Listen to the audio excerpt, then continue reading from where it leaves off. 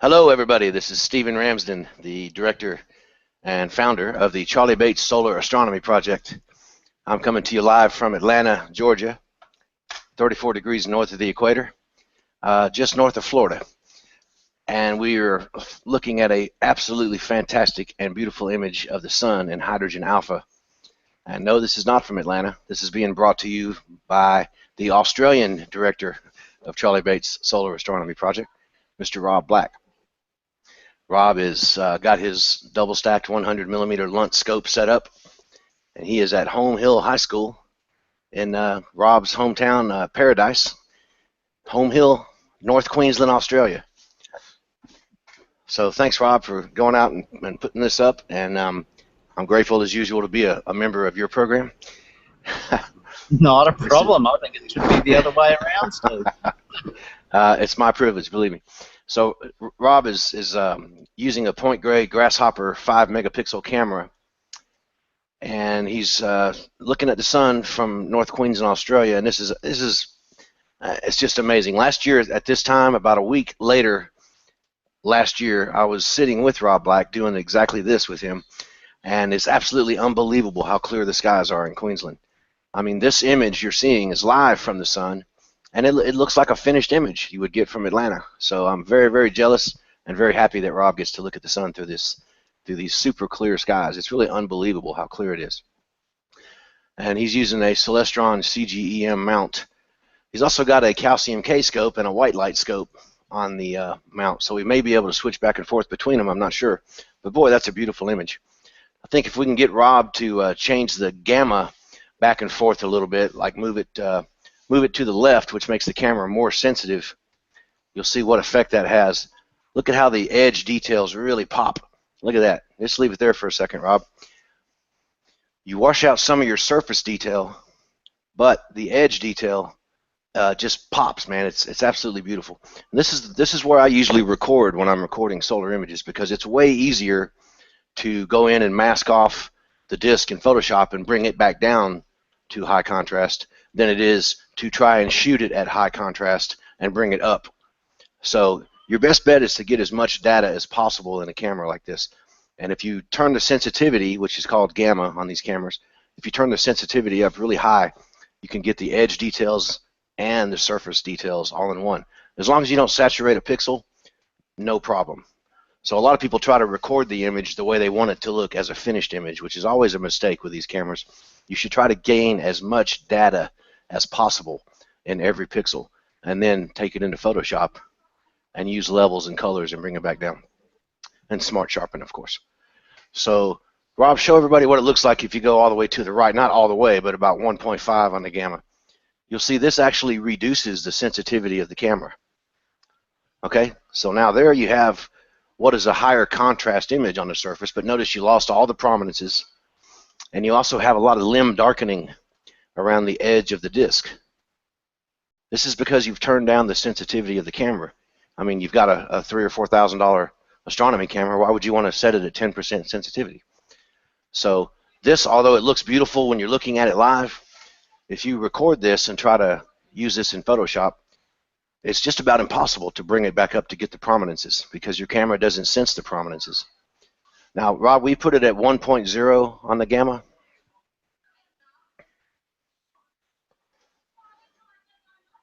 Yeah, notice this. This is 1.0. This is the middle. This is where the camera's default sensitivity level is. And if you notice, you can still see a pretty good amount of surface detail and a little bit of the prominences, but you can't see any spicules around the edge. So this looks okay, and you could get away with using this, but I strongly suggest turning the gamma higher, getting more sensitivity with your camera, all the way until you start seeing noise in the background. So go ahead and try that, Rob. Move it a little bit to the left, and you'll see what I'm talking about. Yeah, see. There you go. Now you're talking. I generally go for around 0.4 or 0.5 on the gamma. Here, that doesn't mean anything to you viewers. That's just in the software that Rob and I use, Astro IIDC on our Macs. But around 0.4, 0.5 in Atlanta usually gives me enough sensitivity to get every bit of data from around the sun. So this is an absolutely beautiful image, and I'm really glad I get to see this, because It's an hour before sunset here in Atlanta, and I don't have to do anything to look at the sun. I can just turn on my Google Plus and see Rob Black showing it. So Rob's at Home Hill High School. He's going to have some students come out for outreach after this, and he's going to share the sun with students. Like that's what we do in the Charlie Bates Solar Astronomy Project. Our program is in about 22 countries now, and the goal is not to share these solar telescopes with other astronomers. I mean, they already know about astronomy. We want to use this as a tool to get students in elementary, middle, and high school, we call it in the States.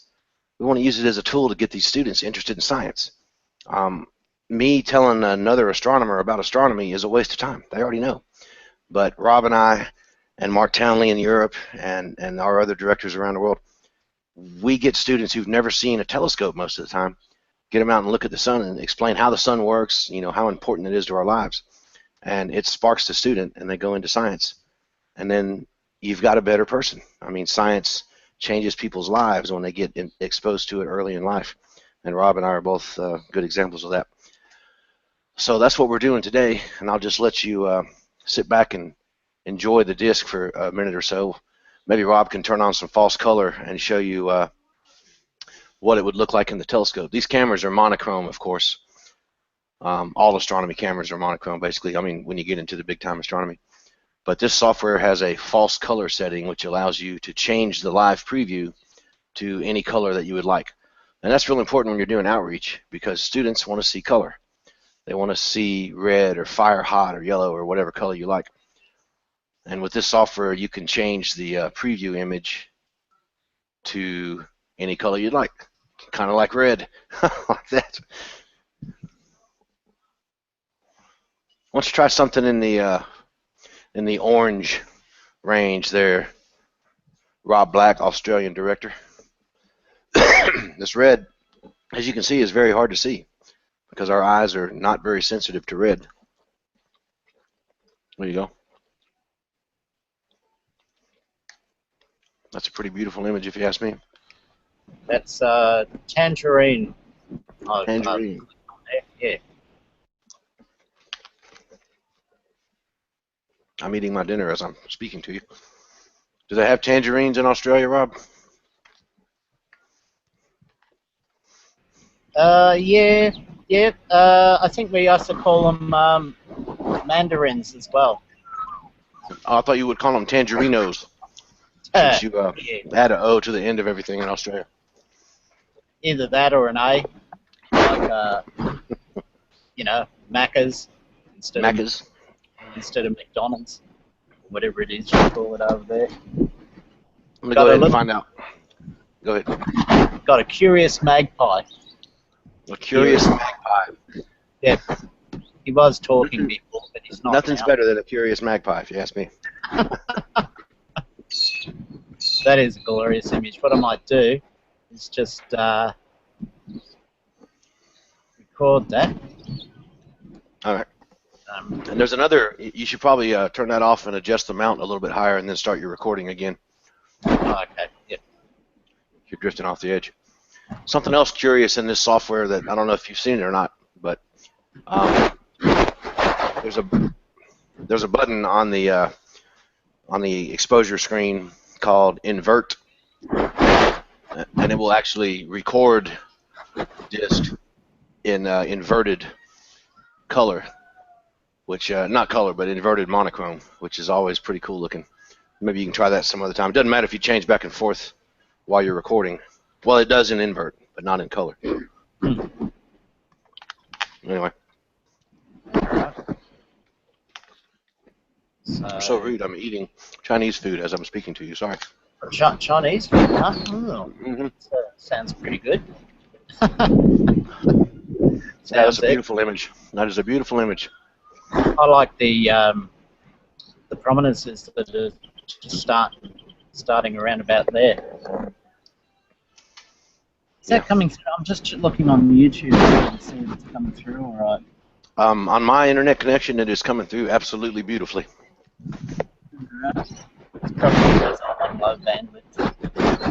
I mean, I'm at 7.2 at the moment. And those of you who are wondering what that noise is, that's Rob Black's dog bed that he has on his head right now to protect him from the sun, and whenever he moves, it goes back and forth across the microphone on the MacBook, on the iMac. Sorry, I'll turn the mic off when I do that. Hang on. Lady is not very happy. Lady is Rob's dog.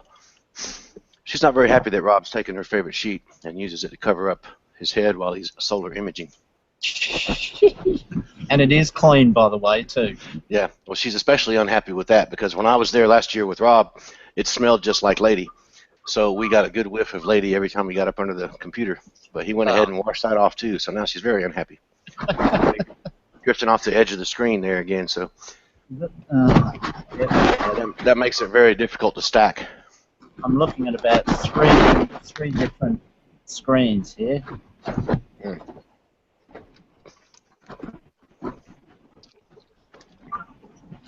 Now Rob's going to start complaining. That's his nighttime imaging coming out. That's what the nighttime guys do. Every time they show you a picture, they tell you why it's so bad. Oh, it's so terrible. Couldn't do anything. It was the worst thing I've ever had. If anybody's watching and have any questions, just put it on the comment screen where it says say something and it comes through. We can see it. Anybody wants to ask a question or anything actually? Yeah. Why the Burdekin or why Home Hill is so good at in its seeing conditions? Yeah. In all honesty, I just thought it was normal until you lot came over and like you nearly fell off, like you did fall off your perch. You live a sheltered life. You live a sheltered life over there, Rob. Yeah. When I got there the first night and I looked outside the hotel, and this is in the parking lot of the hotel, and I looked up and there was this big long cirrus cloud going all the way across the sky, and I was like, oh man, this is bad. Everything's clear except for that one cloud that's right in the middle of the sky. And I kept looking at it and it never moved. And then I realized it was the Milky Way. It wasn't a cloud.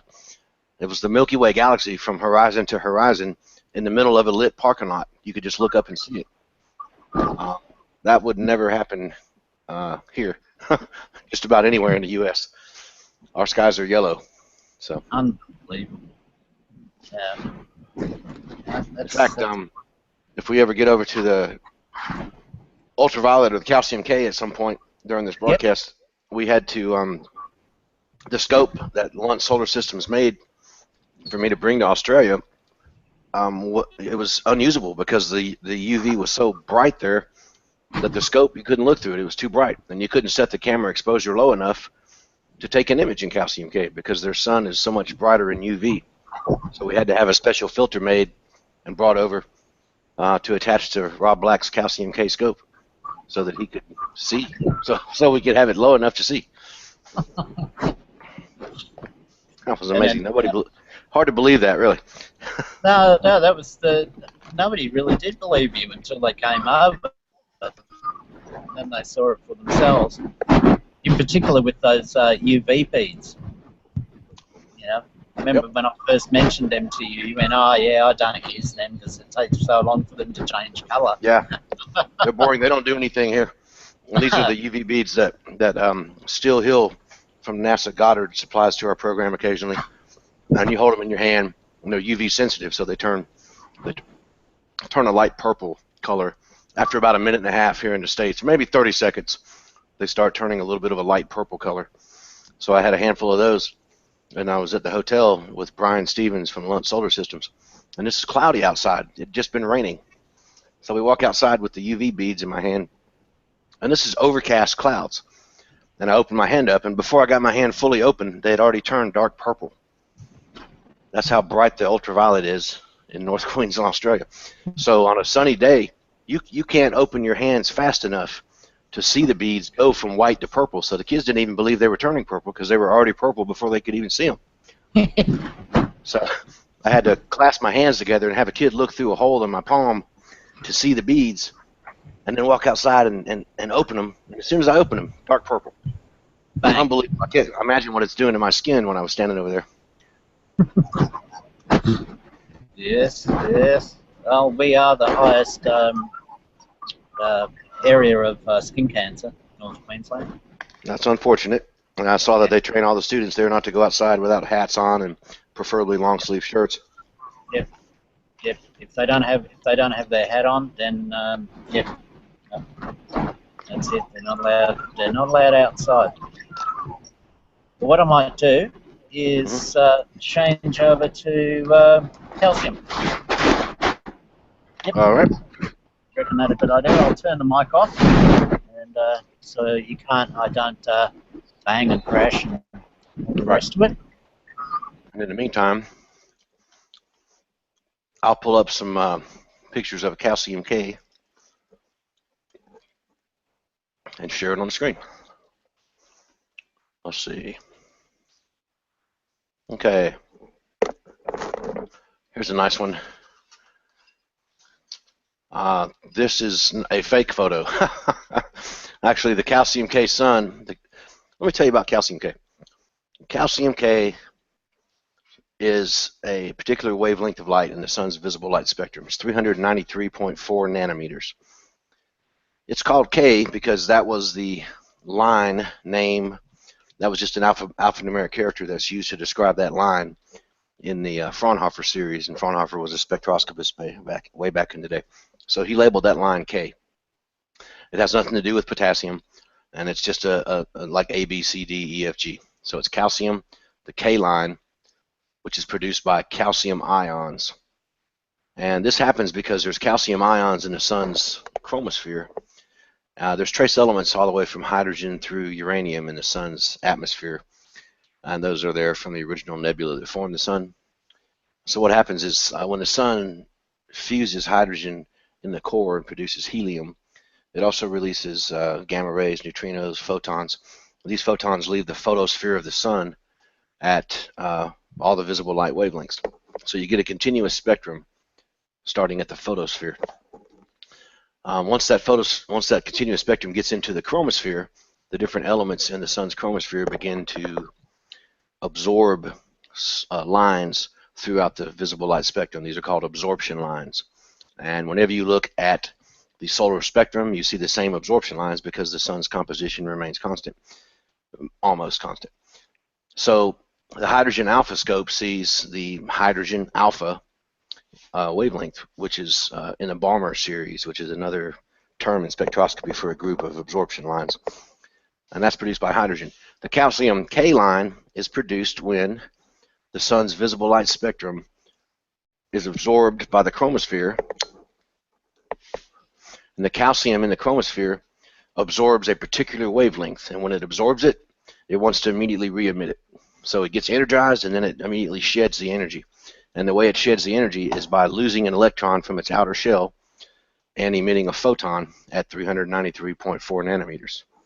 So it absorbs the light from the sun's photosphere, and then it immediately re-emits it at 393.4 nanometers, and it becomes ionized by losing an electron in the process.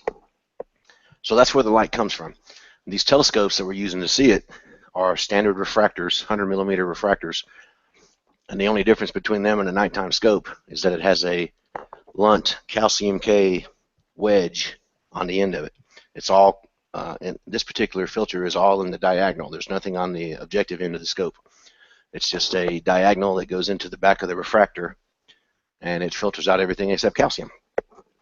So the image you're seeing there with the space shuttles, that is a calcium K image of the sun's chromosphere that I took back in April of 2012 with Greg People, who's there on the bottom right, and that's me in the middle. We were doing the Space Shuttle Discovery dedication ceremony at the Smithsonian. So they invited us out to set up our telescopes and woo the crowd with science. So that's the Space Shuttle Enterprise and the Space Shuttle Discovery in the background, and about 8,000 people standing around. And there's the sunspot on the bottom left of my van that I drive around. But anyway, I superimposed that calcium K image above the horizon because that's an image I took that day. And you can see me standing in front of the laptop, or the iMac right there, adjusting the telescopes. That's exactly what Rob Black is doing right now in Australia. He's standing behind his 27-inch iMac, and he has it plugged into 3 scopes, and he's attempting to change it over to the calcium. And this takes a little while because it's completely different exposure levels than you would use in hydrogen alpha. So Rob's going to do that for a few minutes, and then when he gets ready, he'll put it back online. And I'm going to show you another. Oh, this image, by the way, these are sunspots, and the white area is called plage, which is just hotter than the rest of it. Any solar astronomy that you do, whenever you see brighter or darker colors, it indicates the temperature of the plasma. So these are sunspots in active regions here. It's very difficult to see prominences in calcium K. Some people can bring them out. I happen to think that that's my specialty, so I'll show you a prominence in calcium K now. You won't see too many of these. This particular one is also hanging on the wall at the Royal Observatory in Greenwich, England. There you go. That is a absolutely unbelievably enormous prominence that I shot in August 2012 with a calcium K 100 millimeter Lunt telescope. And that prominence is about 800,000 miles long. In order to get prominences in calcium, you have to way overexpose everything, but you have to come down on the gamma enough so you can see stuff. So that was an amazing prominence. We had no idea it was gonna happen. I was just there looking at it with a group of kids, and the next thing you know, this giant eruptive prominence blew off the side of the sun. So we just followed it out into space, and that's what we got. It's a beautiful image. Let's see if I can show you. Up until about a month ago, that was the largest prominence ever recorded from the Earth.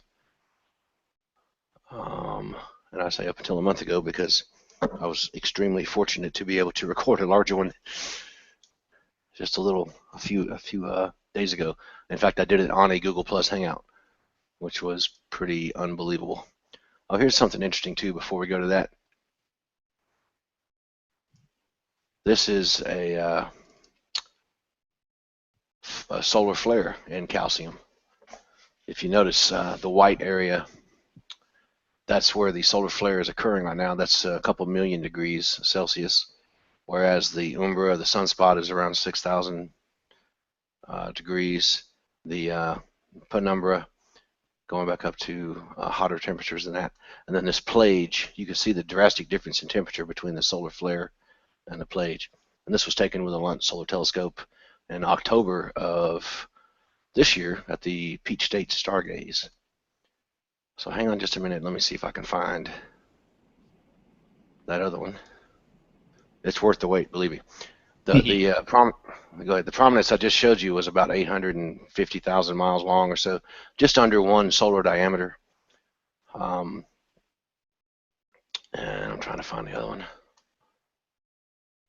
Stand by just a second. I've got over 250,000 photographs on my Facebook page, so it's difficult to find them. Let's see. I know it's in here somewhere.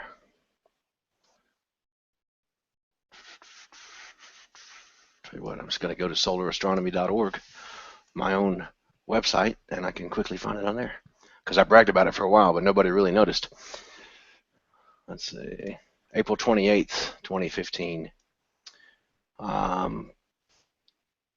This is, let me screen share it. All right, screen share. There you go. Okay, so this is what it looked like when it started. This is an overexposed calcium disk, and there's a prominence there. And up here, very, very, very faint, I noticed something that looked like either dust on the lens or something blowing off the edge of the sun. And I was on a Google Plus Hangout like this with about 10 people, and decided that I was going to turn my scopes over and see what it was. So as soon as I turned it over there, before I even adjusted anything, that's what we saw. The distance from here to here is the same length as the previous prominence you saw, about 800,000, 850,000 miles. And this had erupted from the surface of the sun here, blown out and erupted, and it was going out that way. These are not alien motherships here. These are dust bunnies on my focal reducer. So I decided to adjust everything and try to get a really good image of it. And boom, look at that one. That's 1.2 solar diameters now. You can see it's got hot areas in it and balls of material. And then this prominence, just very, very strange looking. It almost looks like an arm and an elbow coming out here with a hand. Very strange looking prominence. Absolutely enormous by this time. Here's another one. Now this image, I have the sun's the diameter of the sun inset for size. So this is over 900,000 miles, approaching 1,000,000 miles in length. And notice it's kind of splitting apart here into two separate prominences. So I kept watching, and then it looked like this later on. I can't even get it all in one field of view anymore. And it's split apart here, so it's about probably two and a half solar diameters by now. Anyway, we watched this happen for a long time. That's a monochrome version straight from the camera. So this is the kind of stuff that you can see in calcium. And strangely enough, not a single media outlet, magazine, not that I care because I never submit anything for publishing, but you'd think the largest prominence ever recorded by mankind would make something, something as important as Justin Bieber or something like that. But no such luck on that one. Let's see if there's any other images of it. There you go. And this is the equipment that I used, just standard consumer level telescope. That's the calcium K scope there with a calcium wedge. And there you have it. So that was a nice foray into calcium K. Let's go back and see if Rob Black has got anything cooking over there with his stuff. How's it going with your calcium scope, Rob? Yep, should be ready. Hang on a sec.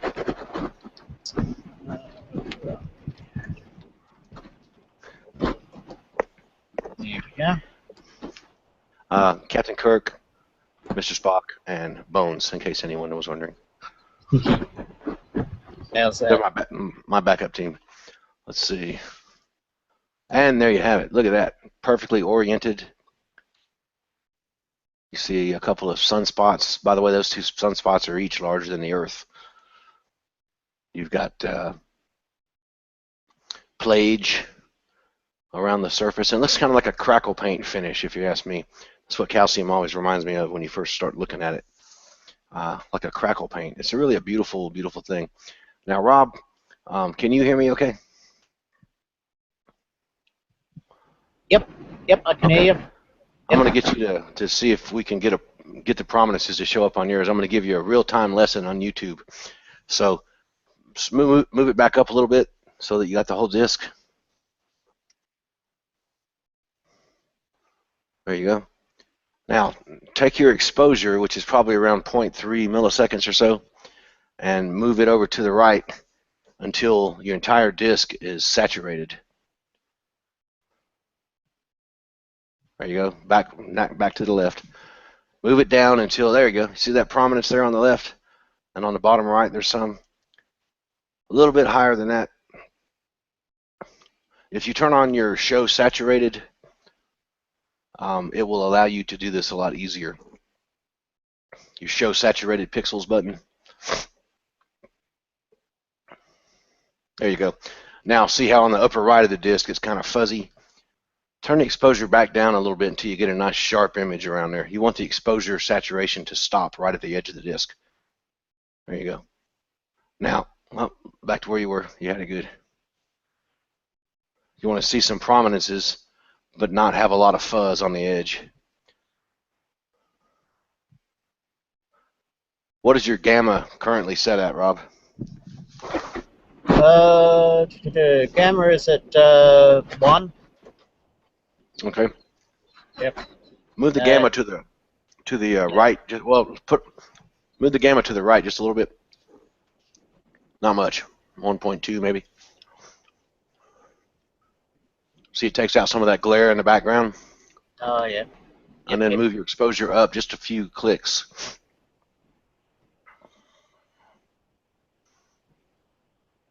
There you go. Yeah, that's pretty good. Now I want you to notice something. The prominences are not sharply focused, and they won't be in calcium. It's a different animal than hydrogen alpha. You hardly ever get, unless it's a very, very energetic and bright prominence, you hardly ever get a clearly focused calcium prominence. Which brings up a good point. Nothing on the sun has a sharp edge. So those guys that like to over sharpen everything when they're doing solar imaging, the sun doesn't have any sharp edges because it's made out of gas. Okay, so it's not like there's any craters or anything on the sun. It's all going to be blurry. So don't over sharpen. Now, if you scoot that back up a little bit till it's centered on the disc and take a movie of that, you will probably be very happy with the results later on. There you go. Start recording. There. And then what? Merge this and a normal calcium image together. Yeah. What you're going to do is process this separately, and don't worry about the surface at all. Just process it just a little bit of smart sharpen and a tiny bit of levels. Leave it alone, and then we'll take a surface movie next, and then all right, don't let the disc get down to the bottom of the screen, okay? Yep. No. If it starts going that way, just turn off the camera. Yeah, so we'll take it and then take a surface exposure, and I can't tell you all my secrets online, but no, I'll tell everybody all my secrets. You just process the surface in calcium the way you normally would, and then just invert it and copy it and paste it on top of this. And, most of the time, you have to expand the surface image about 3% to cover the edge. Yep. So process it, just smart sharpen, and don't even bother coloring it or anything. Both these images, just put smart sharpen on it a little bit, and then use your magic wand mask tool to select the surface disc. And I would suggest feathering it 2 pixels, copying it, and then pasting it on top of this one. And after you do that, choose invert, and you will have the patented Stephen Ramsden calcium cave with proms image as hanging in the Royal Observatory. And not in the men's room, out in the main. No, that's actually in the lobby now. In the lobby. Oh, in the lobby now. Right next to Isaac Newton. It's actually about 70 feet from Isaac Newton's images, but that's right next to it as far as I'm concerned.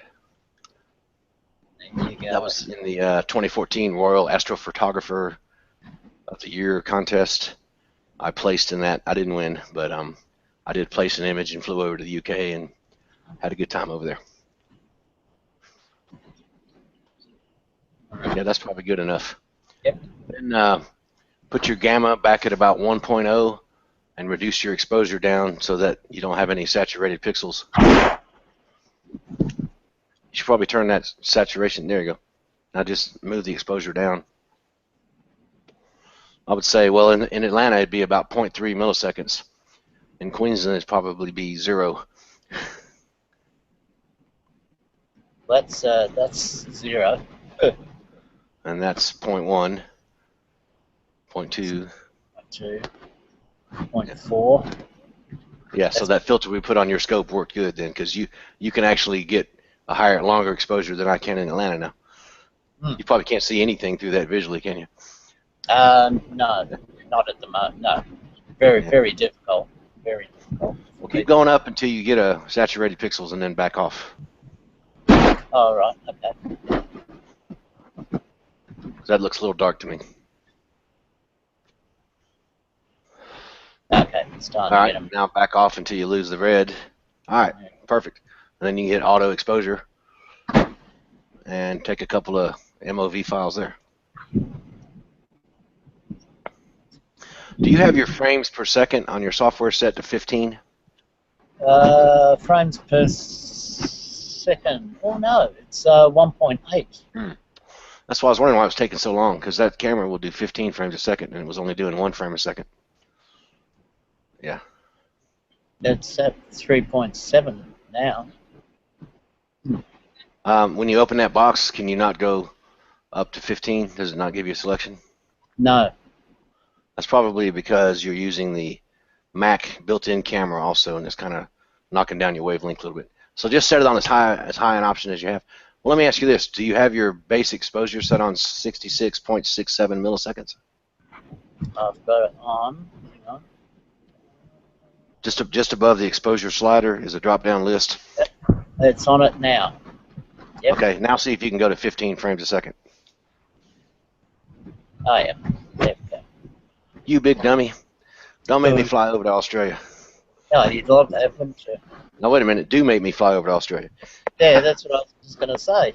Maybe you'd fly over to Australia, yeah. Now you should be able to record much, much faster. Just adjusting the saturation here.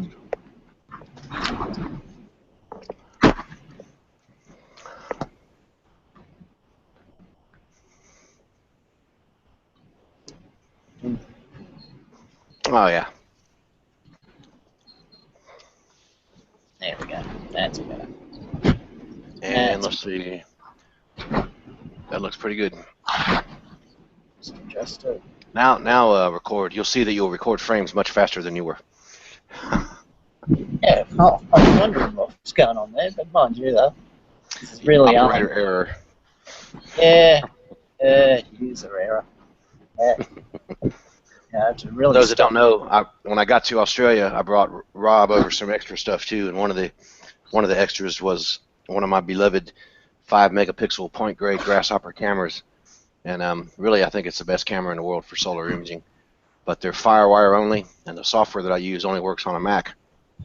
So Rob had to go out and buy an iMac while he was there. He'd never used an iMac before and could barely use a PC. PC, right? So we carried around a 27-inch iMac to every outreach event there and set it up on a table, and the rest is history. And Rob has finally gotten around to having enough time to start seriously imaging.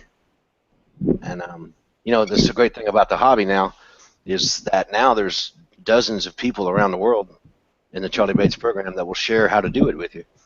And when I started and when other people started, there was no one. It was just nighttime astronomers, and a lot of those guys don't want to share anything they do. They want to, you know, keep it private, like it's some sort of trade secret or something. Secret club. Right, but one of the hallmarks of our program is that we want everybody to go and get into solar imaging, and there's nothing to it, man. I mean, there's nothing. See how fast it recorded those 600 frames? Much yeah, you better get one more while you're there. Okay. So we try to make it so everybody can be up and imaging, world-class imaging, within a couple days. Because the only hope for this hobby is for us to get more people involved in it. Because right now, you know, there might be 500 people on Earth that do this hobby, and that's not a big motivation for a company to put out products. So we've got to get about 5 million people doing the hobby so that we'll have a lot of new advancements in products introduced.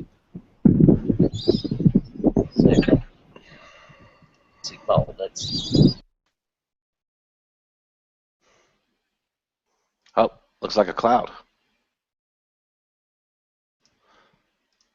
Rob, you got muted somehow.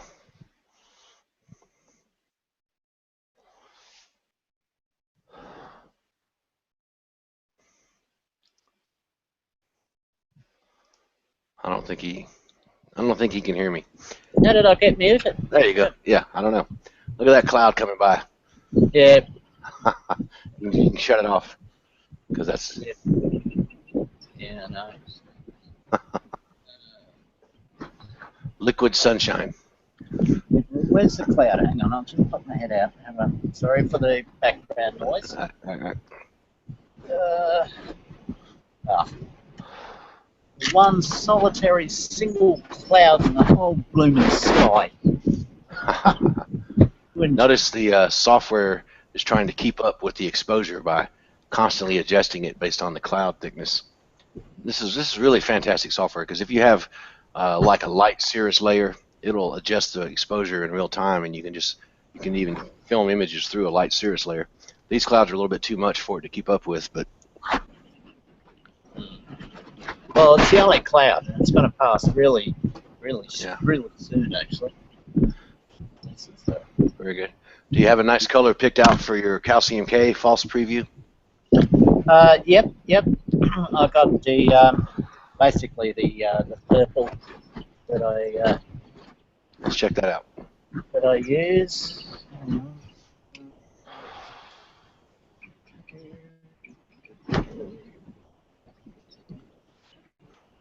All right, now we have to go back and adjust the exposure a little bit.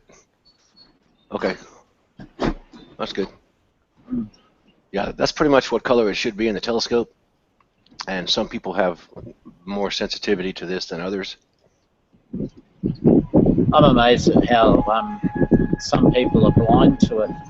They can't see it even through the telescopes. Yep, and I don't think it has anything to do with age. I think it's just different people's eyesight. Yeah. That's a beautiful image. That is, isn't it? And this is a Lunt, I should say this is a Lunt Solar Systems LE100 refractor. It's a ED doublet refractor, relatively inexpensive, and a Lunt Calcium K B1200 module with the point gray grasshopper 5 megapixel camera. And all this is being brought to you with the fantastic software Astro IIDC, which is no longer available, unfortunately. And if you're a camera vendor or an astronomer out there, what are you thinking not having Mac software and solar astronomy geared imaging software available for purchase? What are you thinking? There's a gigantic market that is totally untapped right now. There's not a single piece of software or camera made for solar imaging. It's ridiculous. Well, I can't believe how there isn't either. How many people have got Macs out there? Well, they've got about 40% of the market share under 40 years of age. So, and if you just talk about people who are intelligent and inquisitive enough to be interested in this hobby, and also have the means by which to purchase a Mac, they've got about 100% market share. So the fact that there's no astronomy software for capturing false preview like this, false color preview, and stacking images on a Mac is just unbelievable to me. But then again, I'm not an astronomer. I'm a scientist, and I didn't come from the astronomy hobby. I just came into the astronomy hobby to promote science. So it's really, really unbelievable to me that the entire hobby is based on PC software only. Well, I mean, I must admit, in the last, say, 2 weeks, when I've really had time to use this Mac, yes, I am finding it a lot easier. I'm not converted, but I'll say I find it a lot easier to use, especially for this role. And the other, how much was the software initially when it was first thought about? Was about $100, wasn't it? Yeah, $99 for the first copy, $49 for the second copy. About a tenth of what it would cost you to buy some of the popular PC astronomy packages out there. But nobody would buy it, nobody would pay anything for it, so the guy went out of business. Luckily, I bought the Golden Key, which allows me to install it on my Macs in perpetuity, because this is the best software out there, period, for solar or planetary imaging. And I'm just glad I put that extra several $100s into buying a copy of it that I could use. There's a big gap in the market right now for this. Beautiful image, Rob. Why don't you move it up and take one more movie, and then we'll switch over to something else. Switch over to white light, I suppose. Yep. In the meantime, we can take a look at Star Trek Enterprise. Boo, boo, boo, boo, boo, boo. Swing him over. There you go. Okay, sorry. The most beautiful woman ever to grace the television screen would be T'Pol, science officer of Star Trek Enterprise, played by Joanne Blaylock. Is that her name? Yeah. I'm not into the Enterprise. More into the original series. Not into the Enterprise. No, couldn't get into the Enterprise. I could get into the original series and Next Generation and Voyager and stuff like that, but the Enterprise one was no. That was Rob Black. bit basic. Not basic, but just like blasphemy. Just blasphemy. stop while you're ahead. Yes, I should have actually stopped while I'm here. Very good. So yeah, look at that. You went through 600 frames in almost no time. Yeah. All right. Yeah. So what do you want to do next? Well, what I'll do is I'll go to white light and see what's. All right. Now you're going to need your green filter from Celestron Mhm. and your camera and your white light wedge, and don't burn a hole in your shirt when you pull out your calcium K wedge. Remember, Yeah, no, anything behind it is going to be burnt to a crisp. that's exactly right. Okay. What we'll do is I'll switch over to you, back to you, Steve. Okay. And so you don't blind everybody. There we go. How about Got you. mute that microphone while you're at it? Yep, that's, I'm just about to do that. All right.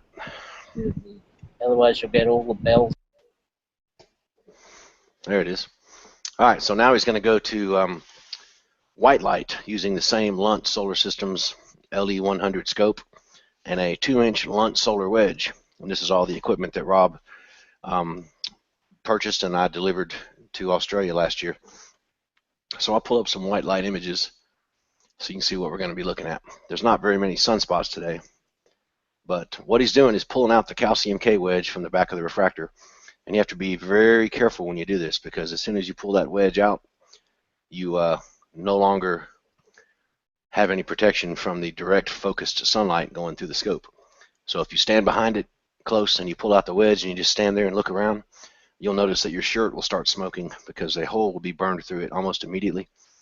So it's a good idea to stand to the side of the scope and take it off.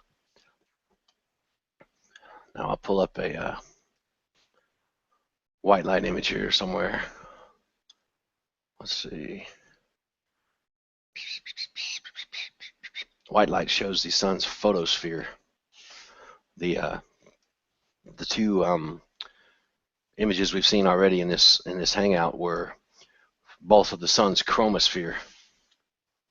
Now we're going to look at the sun's photosphere, which is where the sun becomes transparent to visible light. Because there's really no surface of the sun.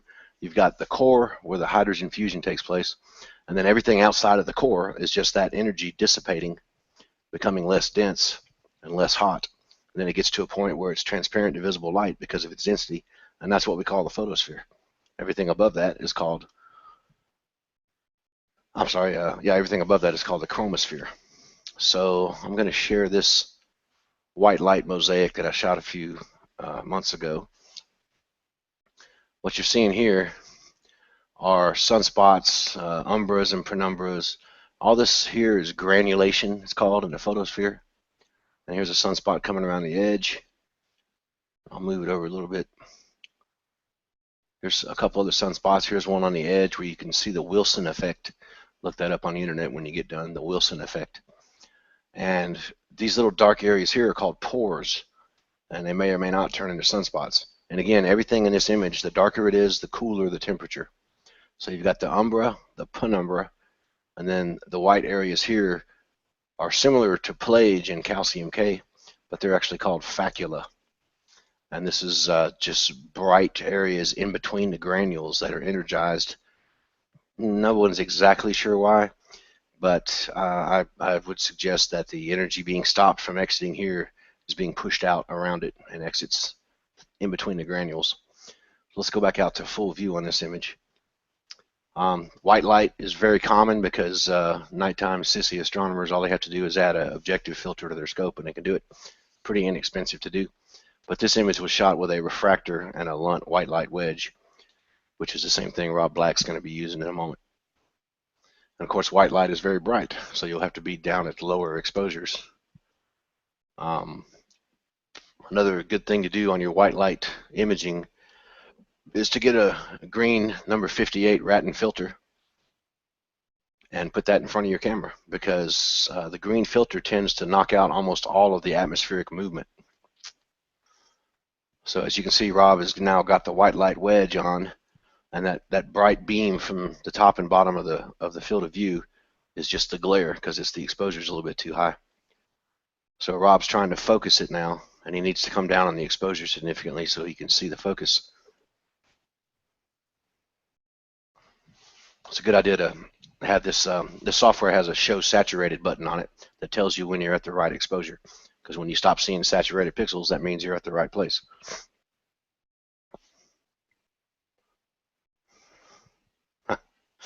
Not a whole lot of leeway there. He's probably on 1 millisecond now. It's probably on the lowest exposure possible because Queensland skies are just so clear. The sun is super bright.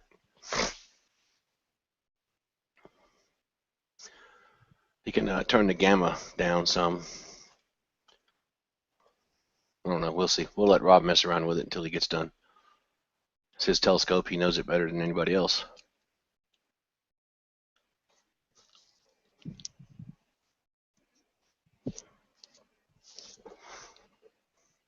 And there he goes. And we're back. Try to put it in the center of the screen, Rob. That might take away some of that. Yeah. So it's a little bit being a bit pedantic. And of course, Pedantic.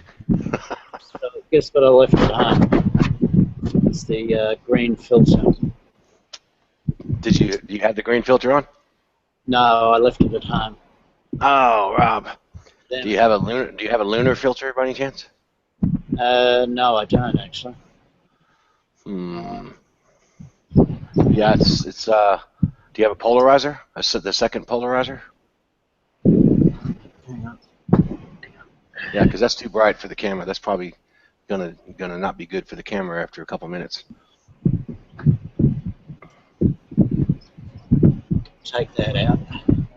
Yeah, find something dark to put over the camera. Polarizer, lunar filter, Charlie Bates solar glasses, anything. Hang on, I'll switch back to you while I do. And this brings up a good point. Don't ever put anything on the front of the solar wedge because it'll be exposed to the full sunlight focused. So any filter, anything you put on there, if you try to put it on the front of the wedge towards the objective, it will heat up and explode within a couple minutes. So what we're doing is we're trying different filters on the camera snout before we put the camera snout into the wedge. And the Lunt wedge has a polarizer built into it.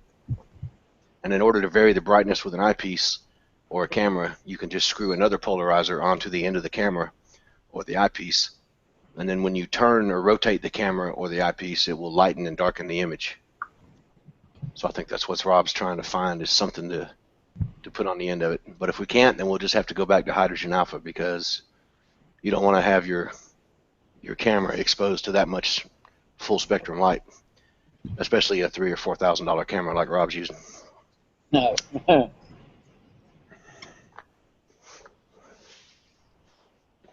I'm putting Rob through the paces right now. There you go. There's something. What filter is that, Rob? Blue. Hang on. Yeah, Okay. blue filter. Okay, so you'll have to focus it a little bit now because the camera's further back than it was before. I've never tried a blue filter. This will be interesting.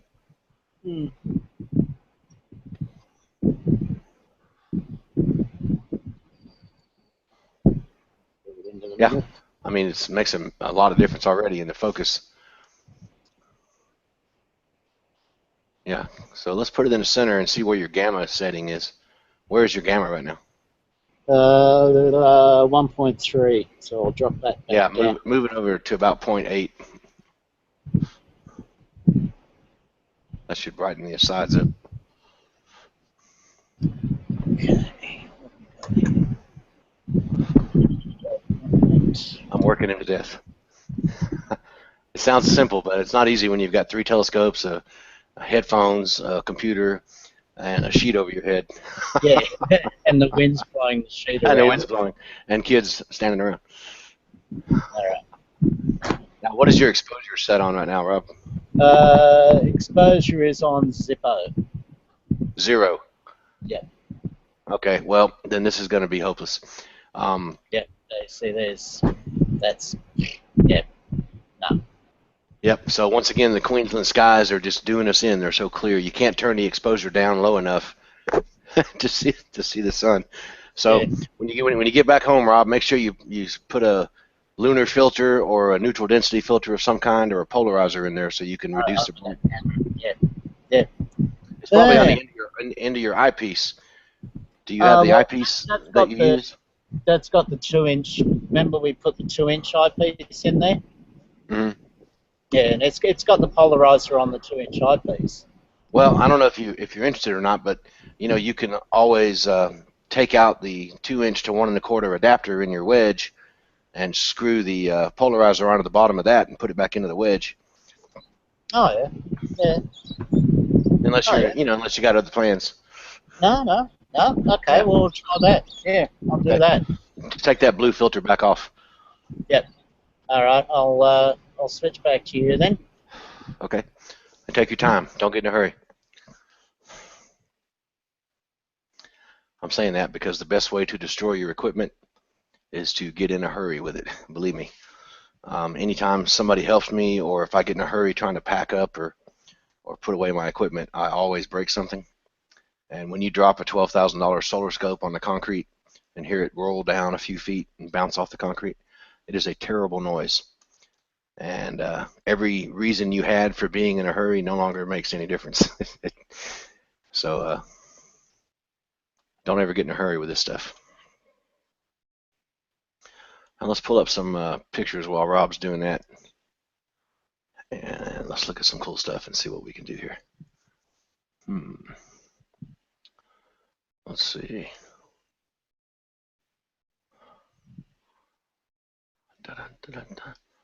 Okay. Here's some cool solar flares that I imaged at the Peach State Stargaze last year. Let's check those out. All right. I think that's it. Yeah. Peach State Stargaze, October 2014. Look at that. That is an X-class solar flare that I witnessed with a bunch of people at the Stargaze last year. It was fantastic. Or this year. This is the same flare with some clouds in front of it, coming out of this massive sunspot region, which was called AR 2192. And just look at that thing. That thing is enormous. The flare itself is as big as the distance between the Earth and the Moon. That's what the flare or the sunspot region looked like in white light while it was flaring. There's calcium. Oh my God, look at that hydrogen alpha. This flare went on for about 45 minutes. Very unusual. That week we had, I think it was 7 X-class flares in 4 days. Really phenomenal activity that week. Look at that sunspot region. Just hard to believe.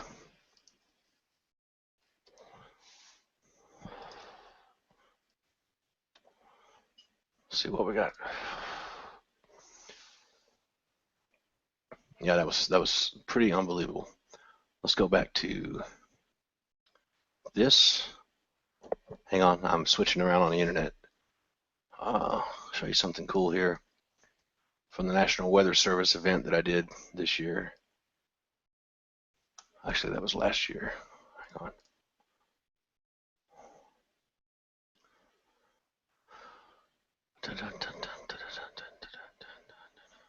National Weather Service, Peachtree City Elementary, National Astronomy Day. Standby. Oh, look at this. This is a fantastic image. This has nothing to do with the sun, but oops. I'll have to get back to you on that one.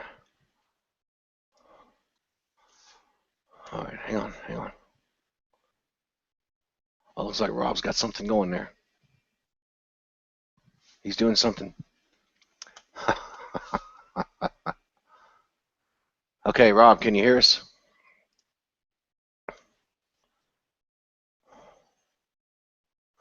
Now, turn the the 1 1/4 inch adapter itself and the camera. Turn it one direction or the other to darken the image. Yep. Okay. Hang on. Oh, geez, bloody wind's blowing the shit everywhere. Yeah. Well, if you loosen the camera and loosen the adapter, you can just turn the adapter independently without turning the camera. Yep.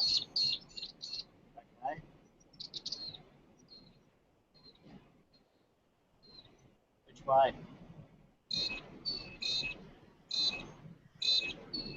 Is it getting darker? Yeah. See how much darker it's getting now? There you go. Get it as dark as you can get it. You tell me where, Steve. That's good. Just leave it there. That's good. Just there? Yeah. Right. Okay, now come on back under the sheet, make all that noise. You may have to focus it again, but we'll have to turn the exposure up before you focus it.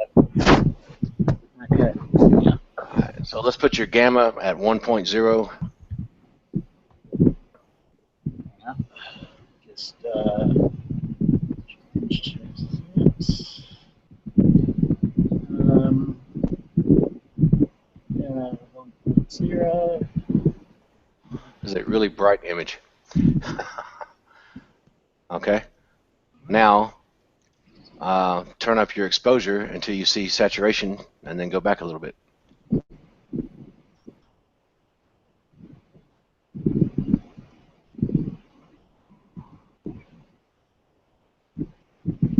Where is it? Where is your exposure now? 1.2. Oh yeah, it's probably going to be around 0.3 or 0.4. 0.7, 0.6, 4, 3. There you go. Now you're talking. Look at that. Trans-global imaging lessons. Free of charge. All right, so let's get it back in the center and make sure everything's focused. Orientated a bit. Yeah. Now don't turn the adapter when you turn the camera, okay? No. Well, I'll put the sheet down. You just yell out. Okay. When it's the right way. Okay.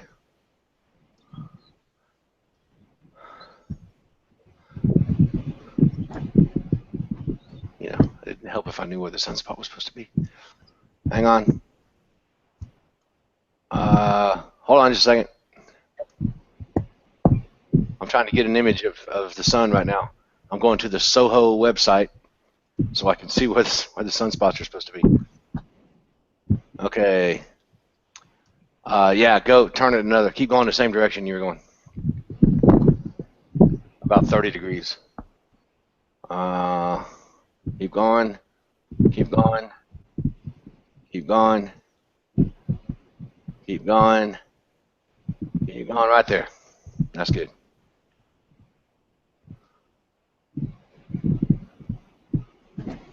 You're right, you then. There we go. There you go. Now let's get her centered up. The focus looks pretty good. It's hard to tell on the internet. Can you see any granulation on your end?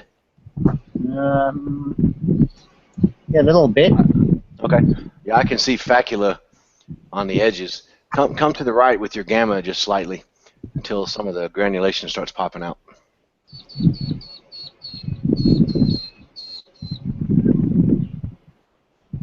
Yeah, that's good. Don't go any further than that. Go back a few steps. See how the edges start getting dark? Yeah. So about there? Yeah. That looks pretty good. Yep. All right. Now, don't you think that's pretty nice? That looks good, actually. Yes. That does. So does look... put her up on the top and start taking some images. Mm-hmm. I forgot that my Star Trek people were behind me, and I turned around and just got the crap scared out of me. Because nobody else is in the house. Right. I got so involved in the imaging, I completely lost track of where I was or what I was doing. And you owned up to that on the haven't you? Yes. Oh, geez. This is beautiful weather here. Beautiful. Absolutely crystal clear blue sky. Yeah, that's how it is here too. It's perfect today. You know, can't get over how good it is here. Yeah, yesterday was a bit disappointing, unfortunately. Yeah. Weather-wise, we did get a lot of cloud, but at least today, it's going there. I think another thing probably why not too many people are watching is because it's too late. I think in England at the present moment, I think it's, what time is it? 12:05 a.m. Yeah, 12:05 a.m. Mm. Yeah, with all the sissies ought to be just getting up now to go outside and take pictures of the moon. They need their beauty sleep. Yes, yes, the moon pictures. Yes, pictures of the moon. Yeah, that's a great image, Rob. That's a nice looking image. Notice that you're getting a tiny bit of saturated pixels in the center. Yeah. Just leave it alone, though. But Yeah. is it done imaging yet? Yes. Yep. Oh, well, knock the exposure down one level, one notch. One notch. Yeah. Are you using the up and down arrows on the exposure thing? Yeah. Yeah. Okay. Sorry. Yeah, just go down. Blowing in the way. That's one notch. That was one notch. Yep. Well, go back up. That's 0.2. That's unbelievable, man. Yeah, you need to get another polarizer. Well, sorry. Look at that. That's unbelievable. So that image is going to have a saturated, oversaturated center. Yeah. But maybe you should go back down. You're just going down 1 millisecond, right? Yeah. Well, it's at 0.2 now, and the next notch down is 0.1. I see. Turn your gamma, leave it there, and put the gamma to the left a little bit.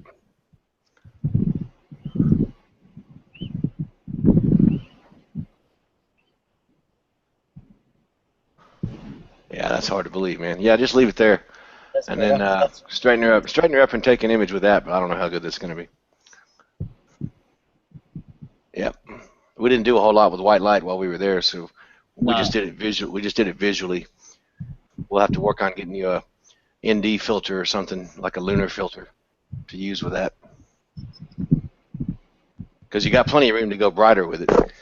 Yeah. So if you stick a moon filter on the end of your camera, that'll probably make it so you can go up to maybe half a millisecond.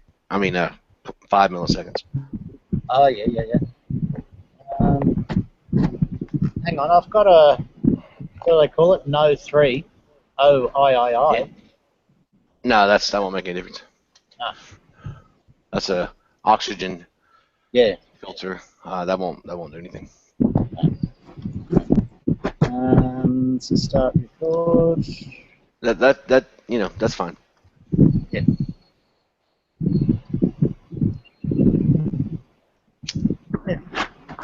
Start. Yeah, because like you said, we didn't do much white light here, did we? Mm-mm. Oh, I think we were so amazed at that double stack 152 scope that's pretty much all we concentrated on. Yeah. Yes. Yes. So have you used the other camera much? The Scorpion. Yeah. No, actually, I've just been using the Grasshopper because I thought I'd get used to using the software in one camera rather than and then then move. Well, it works exactly the same. I mean, if you do one day, the software and all that's exactly the same. There's no difference. Yep. It's just a smaller field of view. Oh, that's a really good camera too. So don't let that one just sit there unused. No. Yeah. I think I've just always used the Grasshopper because it was the one that you were showing me with. Yeah. So, do you have any? Do they wrap like we have a breakfast treat called Pop-Tarts here that they wrap them in aluminum foil? Yeah. You might try to find some kind of silver foil to wrap around your Grasshopper camera to just reflect some of the sunlight, because it's in a black case, so it gets really hot really quick. Yes, good point. So I use a Pop-Tart wrapper and a rubber band, doesn't have to be tight or anything because you want the air to flow through it, but just blocking off the front from the sun. That's a good point. Yeah, never thought of that. Yeah, just anything to reflect the sun. Yep. What about I've got some old mylar. Would that work? I don't know what that is.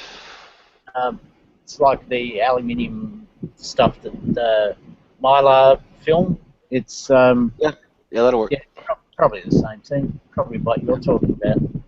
Yeah, Aluminium foil is what Pop-Tarts are wrapped in. aluminium. Yes. What did you say? Aluminum. Yeah, aluminum. On they go. Aluminium. All right, so you want to switch back to hydrogen alpha when you're done with this one? Yep. And then we'll. Don't forget to put your polarizer back on the eyepiece before you try to look through it. Yeah. No, I won't. I won't forget to do that. Definitely won't. Okay. All right. I'll turn the mic off here.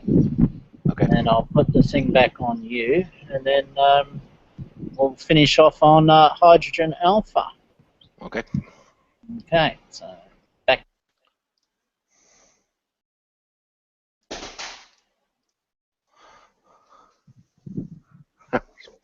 My dog knocking the remote control off the couch.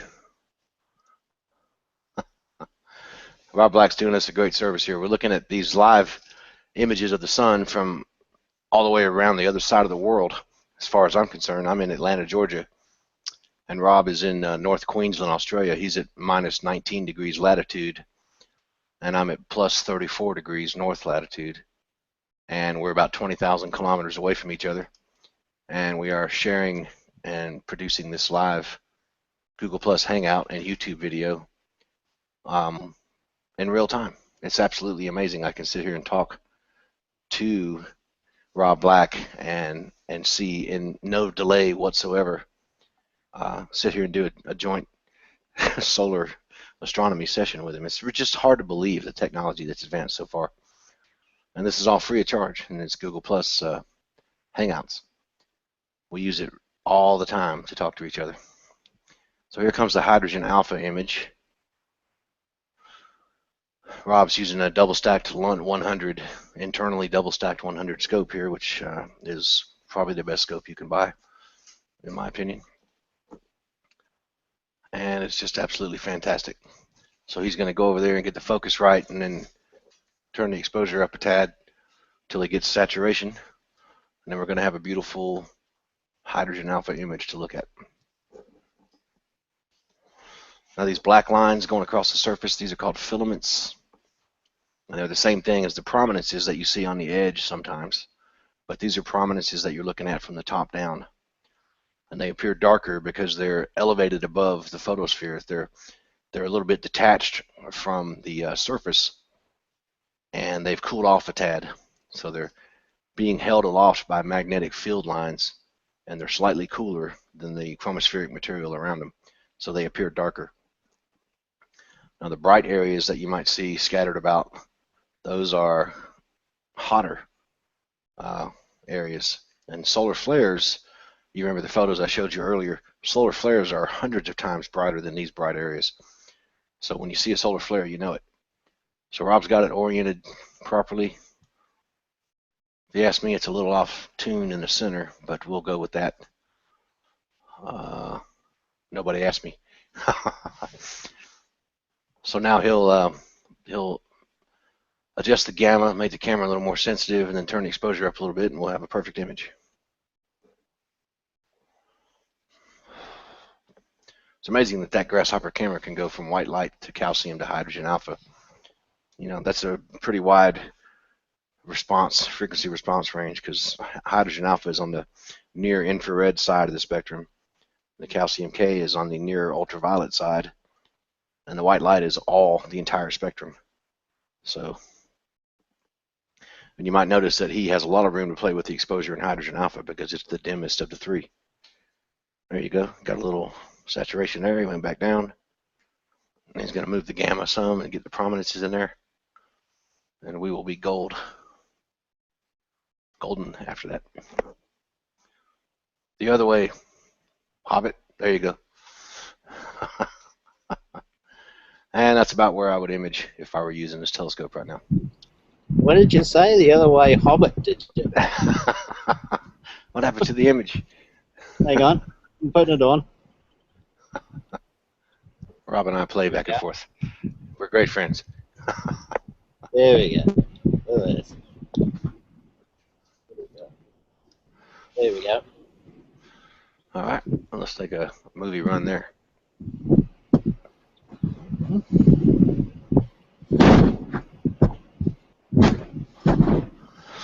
Rob Black's about ready for students now. Yep. Probably start getting a few down here now, or in about 20 minutes. Well, this will give you a chance to, when we get down here, we'll take a couple of movies here and we'll sign off and give you a little break before you have to start doing your outreach.